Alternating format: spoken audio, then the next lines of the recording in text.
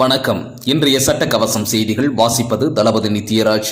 பொள்ளாச்சி அருகே திவான்சாபுதூரில் 300 ஆண்டுகள் பழமை வாய்ந்த ஆதிசக்தி நாடு காணியம்மன் கோவிலின் கும்பாபிஷேக விழா. ஆயிரக்கணக்கான பக்தர்கள் பங்கேற்பு. பொள்ளாச்சி அருகே உள்ள திவான்சாபுதூர் கிராமத்தில் ஆதிசக்தி நாடு காணியம்மன் கோவில் உள்ளது. 300 ஆண்டுகள் பழமை வாய்ந்த இந்த கோவிலில் திருப்பணிகள் செய்யப்பட்டு கடந்த 26ஆம் தேதி திருவிளக்கு பூஜையுடன் கும்பாபிஷேக விழா தொடங்கப்பட்டது. பின்னர் முளைப்பாரி எடுத்து வருதல், யாகசாலையில் வேள்வி வழிபாடுகள் சிவாச்சாரியர்கள் மூலம் நடத்தப்பட்டது.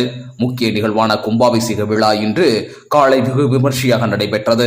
சிவதாளங்கள் முழங்க யாகசாலையில் 4 கால வேள்வி வழிபாடு செய்த பின்னர் புனித நீர் குடங்களை தலையில் ஏந்தியபடி கோபுரங்களுக்கு எடுத்துச் செல்லப்பட்டு கோபுர கலசத்திற்கு புனித நீர் ஊற்றி கும்பாபிஷேக விழா நடத்தப்பட்டது. இதனைத் தொடர்ந்து நாடுகாணியம்மன் அம்மனுக்கு சிறப்பு அலங்காரம் செய்யப்பட்டு சிறப்பு பூஜையும் நடத்தப்பட்டது. இந்த கும்பாபிஷேக விழாவில் ஆயிரக்கணக்கான பக்தர்கள் கலந்து கொண்டு வழிபாடு செய்தனர். பின்னர் கும்பாபிஷேக விழாவிற்கு வந்த பக்தர்களுக்கு அன்னதானமும் வழங்கப்பட்டது. சட்டக்கவசம் செய்திகளுக்காக தலைமை நிருபர் ஏ. அப்பாஸ்.